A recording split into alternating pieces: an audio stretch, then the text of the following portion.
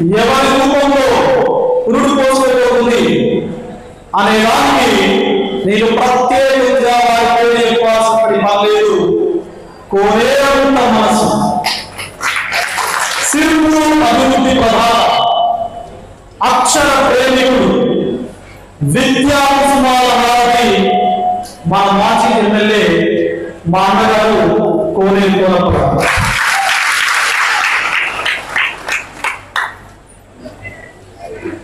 నాకు తెలిసినటువంటి నేను విన్నటువంటి కోనప్ప వేరు. ఈరోజు ఒక ముగ్గురు మాట్లాడారు. ముగ్గురి మాట నుంచి ఆ మాటలు అనే పదం కన్నా మనస్సులో నుంచి వచ్చినటువంటి తూటాలు ఏవైతే ఉన్నాయో ఆ తూటాల లాంటి పదజాలంతో నేను విన్నటువంటి వాక్యాన్ని వేరు. వాస్తవానికి సరిగ్గా ఒక 11 సంవత్సరాల క్రితం నేను ఆదిలాబాద్ జిల్లా కేంద్రం లోపల డిగ్రీ కాలేజ్ లెక్చరర్ గా పనిచేస్తున్నప్పుడు నా రూమ్మేట్ ఒక వ్యక్తి ఉండేవాడు. తన పేరు కుమారస్వామి. ఇక్కడే బెజ్జూర్లో గతం లోపల ఎస్ఐగా పనిచేశాను.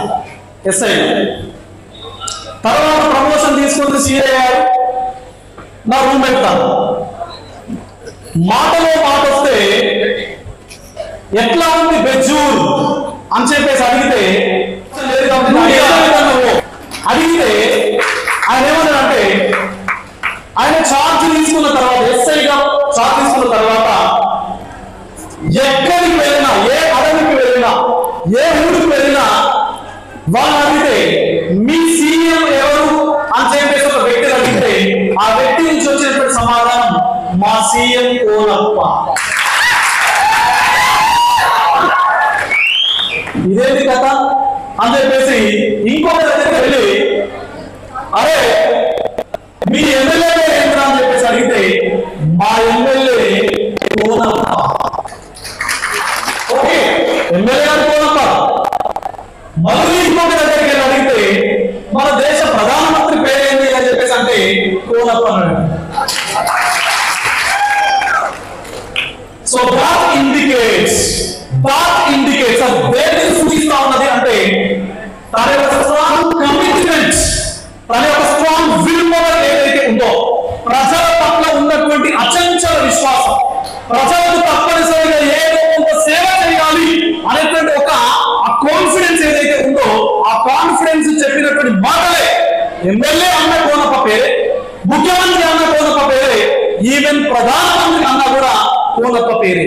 అసలు నేను వండడానికి ఫస్ట్ నేను షాక్ అయిన ఫస్ట్ అక్కడ ఎస్పీఎం నేర్పించి కోనప్ప 4,000 మందిని బయట నుంచి పెట్టిండు. 4,000 మందిని బయట నుంచి పెట్టిండు. వీళ్ళందరినీ ఎడగొట్టి కొండపల్లి గ్రామంతో ఉంచేవాళ్ళు పెడతా అన్నాడు. ఒక్కరిని పెట్టినా 4,000 మంది ఎడగొట్టినా అక్కడ క్యాంటీన్ పెడతాడు. ఆయన పత్తాడే అక్కడ. ఇది కాకుండా అల్లెల దగ్గర పోయిండు. అక్కడ నేను 16 కిలోమీటర్ల రోడ్డు చేపిస్తే ఒక పెద్ద మనిషి కోర్టుకి వెళ్ళి ఒక ఫర్లాంగ్ దూరం మీద కోర్టు ఆర్డర్ తీసుకొచ్చాడు. ఆ భూమి మాది అని చెప్పి RMP రోడ్డు 8 గంటలకు ఆగిపోయింది కోర్టు ఆర్డర్ చేయబట్టి. అది ఎంతో ఒక ఫర్లాంగ్ ఇక్కడికి వెళ్ళి రోడ్డు దూరం. అక్కడ పోయి వర్షాకాలం కూడా బురదలో పోయి నాటు పెడతాను. అక్కడ పోయి కోనప్ప రోడ్డు చెప్పలేదని మరి నాటు పెట్టిన రోడ్డు బిడ్డ అప్పుడు ఇప్పుడు గడ్డి మనుషులతో పీక్కోపో అక్కడ పోయి ఆనాడు నాటు పెట్టినావు కదా, ఆనాడు నాటు పెట్టినావు కదా బిడ్డ. ఇప్పుడు గడ్డి మనుషులు పీక్కో. ఇంకొక విషయం, హైదరాబాద్ నుంచి 5,000 బస్తాలు కాలిపాటలు తెప్పించి MBA పట్టుకుని లారీలు బయట పోయి లారీలు పట్టుకొచ్చి 12 గంటల మీద తెల్లవారు ఓపెనింగ్ పంపించే ఘనత కోనప్ప చెప్పింది మనం ఇస్తాం. మేము రైతుల పక్షాన కొట్లాడినా, రైతులకు సాయం చేసినాం.